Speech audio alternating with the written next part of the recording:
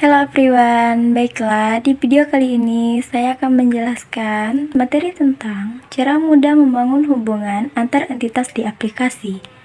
Simak video berikutnya ya, selamat menyaksikan. Baiklah, materi yang pertama yaitu definisi entitas dalam aplikasi. Nah, pengertian dari entitas dalam aplikasi itu sendiri adalah unit fungsional yang menyediakan informasi tentang data, aplikasi atau konsep terkait data aplikasi itu tersebut. Entitas aplikasi juga membantu sistem untuk melakukan introspeksi terhadap jenis yang relevan. Baiklah, materi yang selanjutnya yaitu tentang cara mengelola hubungan antar entitas. Nah, sebelumnya kita harus terlebih dahulu tahu pengertian dari hubungan antar entitas itu sendiri. Hubungan antar entitas adalah proses strategis yang melibatkan upaya untuk membangun, memelihara, dan mengembangkan hubungan yang positif dan saling menguntungkan antara berbagai entitas. Entitas bisa berupa individu, organisasi, negara, atau bahkan bisa sistem komputer. Baiklah, di dalam mengelola hubungan antar entitas itu ada beberapa hubungan. Yang pertama itu ada one to one atau satu ke satu.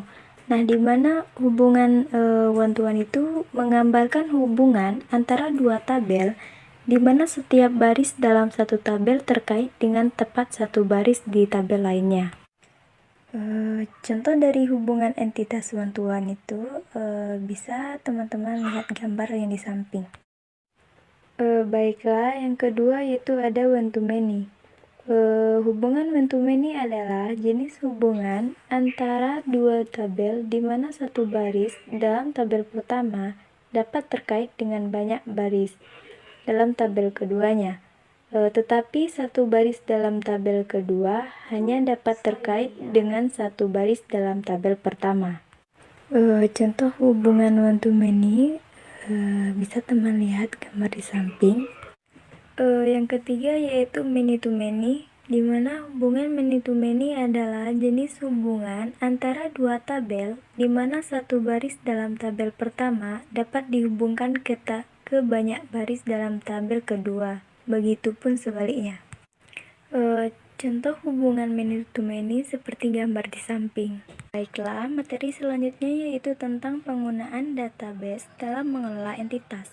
Nah, di dalam mengelola entitas ada beberapa cara. Yang pertama yaitu penyimpanan dan organisasi data, di mana database menyediakan tempat yang terpusat untuk menyimpan informasi tentang entitas seperti pelanggan, produk, karyawan, atau aset.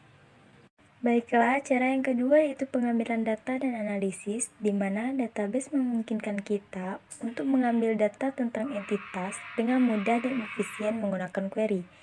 Di mana pengertian query itu adalah kunci utama atau kata kunci. Cara yang ketiga yaitu integritas data, di mana database membantu menjaga integritas data dengan memastikan bahwa data yang disimpan dengan akurat, konsisten, dan lengkap. Cara yang selanjutnya yaitu keamanan data. Database menyediakan mekanisme keamanan untuk melindungi data dari akses yang tidak sah. Pengguna dapat diberikan hak akses yang berbeda berdasarkan peran mereka, sehingga hanya orang yang berwenang yang pertama dapat mengakses data tertentu.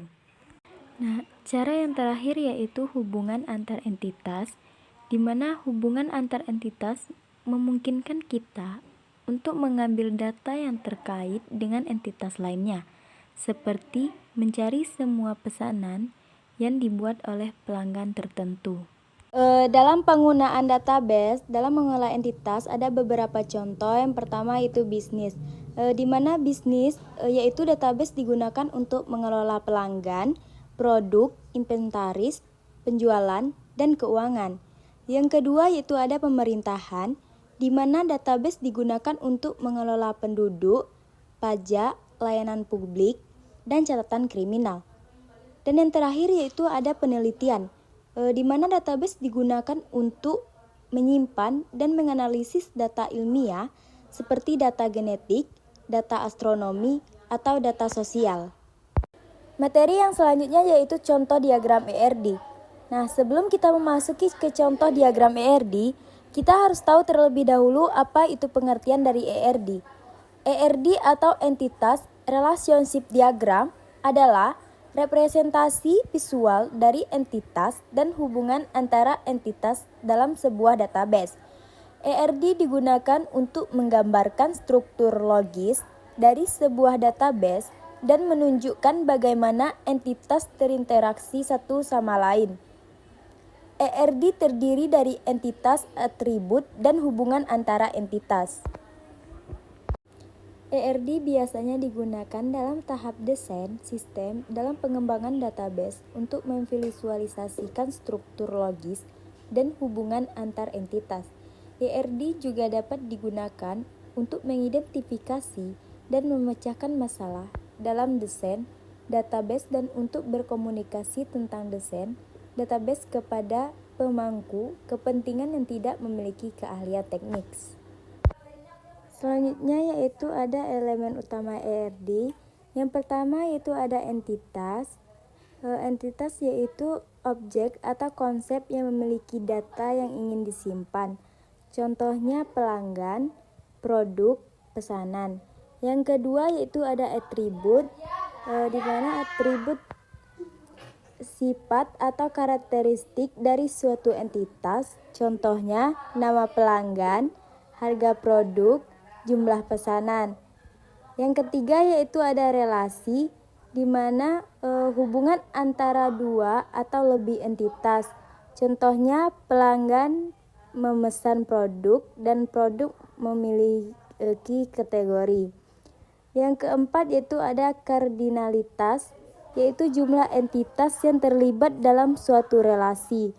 Contohnya satu pelanggan dapat memesan banyak produk, satu produk dapat dipesan oleh banyak pelanggan. Selanjutnya manfaat ERD, di mana manfaat ERD adalah memudahkan pemahaman struktur data, membantu dalam desain database yang efisien, meningkatkan komunikasi antar tim, dan memudahkan pengembang pemeliharaan sistem informasi.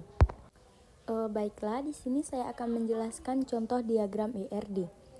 Seperti teman-teman lihat di layar, itu ada sebuah gambar di mana itu yang menjelaskan tentang sebuah contoh dari diagram ERD. Contoh diagram ERD ini yaitu suatu peminjaman buku di perpustakaan. Yang terdapat entitasnya itu ada anggota dan ada juga buku. Nah, di mana di dalam anggota ada atribut. Yang pertama itu ada kode anggota, yang kedua yaitu ada nama. Nah, di dalam entitas buku terdapat atribut kode buku, judul, dan stok. Nah, di dalam atribut meminjam itu ada tanggal pinjam, jumlah buku yang dipinjam, kode anggota, dan kode buku. Nah, lalu seorang anggota tersebut meminjam buku ke perpustakaan. Sebelum saya pamit undur diri, saya ada sebuah pantun. Kalau pergi menginjak jalan raya, kalau terbang menginjak awan. Sekian video dari saya. Ayo semua tepuk tangan. Yeay!